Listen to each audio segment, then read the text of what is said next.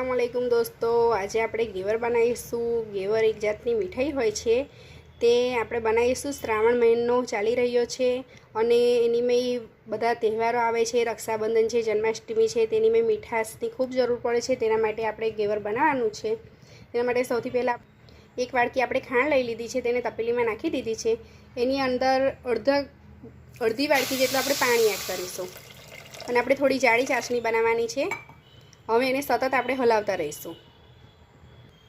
આ રીતે ચાસણીને સતત હલાવતા રહીને બનાવી દેવાની છે।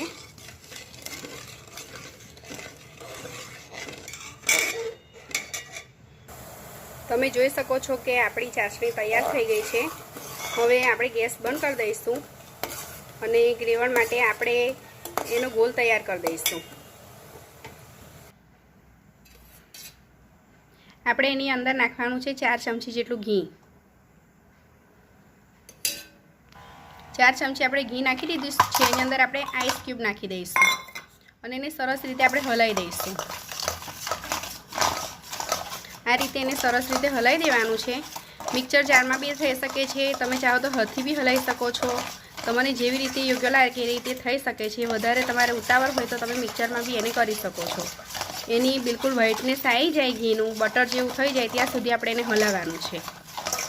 સરસ રીતે એને મિક્સ કરી દેવાનું છે।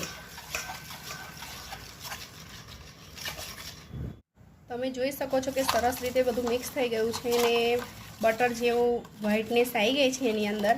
હવે એની અંદર આ જે વધારેનું પાણી છે તે આપણે નીકાળી દઈશું। એની અંદર આપણે 1 કપ જેટલો મેદો મિક્સ કરીશું। ધીરે ધીરે કરીને આપણે બધો મેદો અંદર મિક્સ કરી દેવાનો છે। આ રીતે હલાવતા જઈને મેદાને મિક્સ કરી દેવાનો છે અંદર। મેદાની અંદર આપણે નાખીશું 1 ચમચી જેટલું બેસન। બેસનને બી સારી રીતે આપણે મિક્સ કરી લેવાનું છે। હવે એની અંદર આપણે પાણી એડ કરીશું। એકદમ ઠંડુ પાણી એડ કરવાનું છે અને એને હલાવતા જઈને નાખતું જવાનું છે કે એની અંદર લમ્સ ના પડી જાય। આ રીતે આપણે પાણી નાખતી જઈને એને હલાવતું જવાનું છે। સરસ રીતે બધું મિક્સ કરી દેવાનું છે। બિલકુલ ચીલ્ડ પાણી આપણે નાખવાનું છે અંદર। થોડું થોડું કરીને આપણે પાણી અંદર એડ કરીશું। આપણે એનો પાતળો ગોળ તૈયાર કરવાનો છે।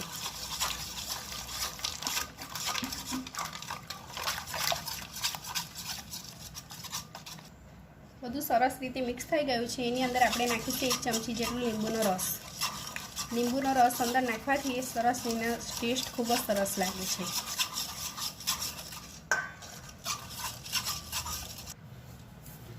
આ રીતે ચાળણાની અંદર આપણે બધું એને નાખી અને ગાળી દેવાનું છે, એટલે અંદર જે એના લમ્સ પડી ગયેલા હોય તે બધા નીકળી જાય।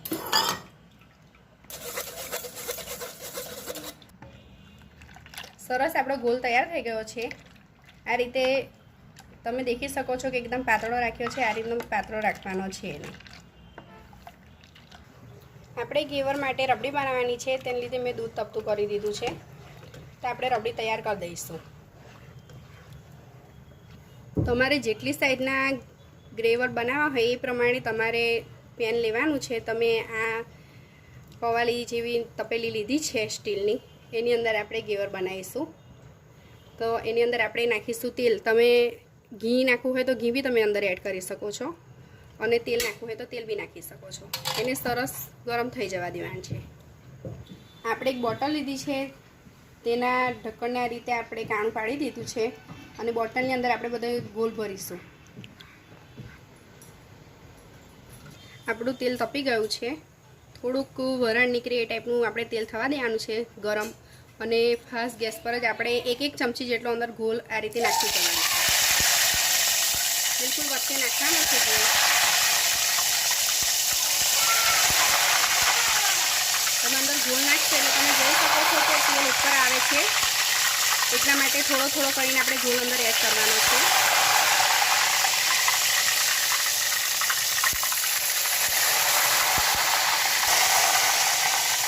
આ રીતે થોડું થોડું તમે નાખતા જશો તો જોઈ શકો છો કે વચ્ચે જગા છૂટી જાય છે, કાણું પડતું જાય છે અને આ રીતે બધું નાખતું જાય છે। પાછો ઉભરો બેસીને પાછું તમારે નાખવાનું છે।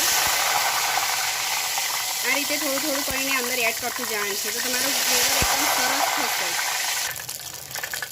આ રીતે આપણો ઘેવર તૈયાર થઈ ગયો છે. એને સાઈડ પરથી આપણે ઉખેડી અને અંદર થોડો ડુબાડી દઈશું તેલમાં, એટલે સરસ રીતે ફ્રાય થઈ જશે.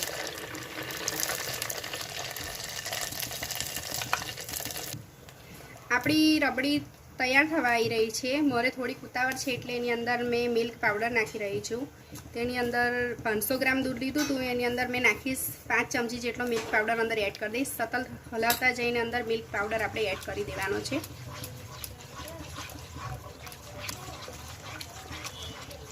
આ રીતે સતત હલાવતા જઈને મિલ્ક પાવડરને આપણે અંદર એડ કરી દેવાનો છે. અને એની અંદર આપણે નાખીશું 2 ચમચી જેટલી ખાંડ.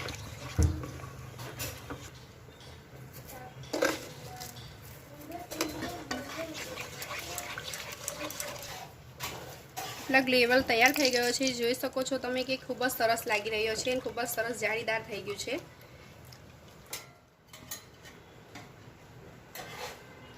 એને આ રીતે કાણાવાળા વાસણમાં મૂકી દેવાનું છે એની ઉપર, એટલે શું છે કે એનમેથી તેલ કે ઘી જે હોય તે બધું વધારેનું નીતરી જાય. આ રીતે તમે ઘરે બનાવો તો 100 ગ્રામ મેદાનમાંથી તો ઘણા બધા ઘેવર બનાવી શકો છો.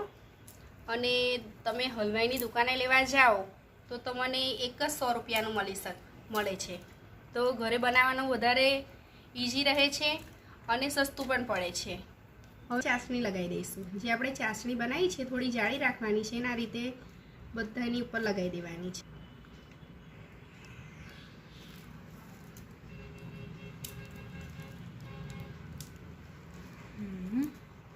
તમે એકની ઉપર એક મૂકીને બી ચાસણી લગાવી શકો છો, પણ નીચે કાણાવાળું વાસણ રાખવાનું છે. જેવી રીતના કે મેં તમને હમણાં જારી બતાવી હતી કે એની ઉપર મૂકી દેવાનું, તેના ઉપર તેલ નીતરી જાય, એવી રીતના તમે ચાસણી બી એવી રીતે એકની ઉપર એક મૂકીને લગાવી શકો છો. આ રીતે એને લગાવી દેવાની છે. હવે એની ઉપર આપણે લગાવીશું રબડી, જે આપણે તૈયાર કરી દીધી છે. આ રીતે રબડીને એની ઉપર લગાવી દેવાની છે. હવે એની ઉપર આપણે ડ્રાયફ્રૂટ નાખીને એની પર ડેકોરેટ કરવાનું છે. તમે કોઈ બી જાતનું એની પર ડ્રાયફ્રૂટ નાખી શકો છો. કાજુ, બદામ, પિસ્તા છે, ગમે તે તમે એની ઉપર નાખી અને એને સરસ રીતે સજાવી અને એને પીરસી શકો છો.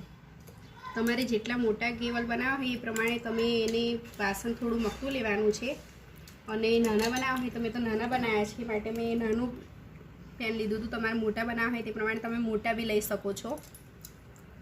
ખૂબ જ સરસ લાગી રહ્યા છે આપણા ઘેવર. એકલો ચાસણીવાળો તમારે બનાવવો હોય તો ચાસણી ઉપર લગાવીને તમે એની પર બી તમારે રબડી ના નાખવી હોય તો બી તમે એ રીતે બી ઘેવર તૈયાર કરી શકો છો. કે કોઈને રબડી નથી ભાવતી ને એકલું ચાલે છે તો એ રીતની બી ચાલી શકે છે. દરેક તહેવારમાં બનાવી શકાય છે એને. ઘરે જરૂરથી બનાવજો, દોસ્તોમાં શેર કરજો અને અમારી ચેનલને સબસ્ક્રાઈબ કરવાનું ભૂલશો નહીં. નવી રેસીપી સાથે ફરી મળીશું. અલ્લાહ હાફિઝ.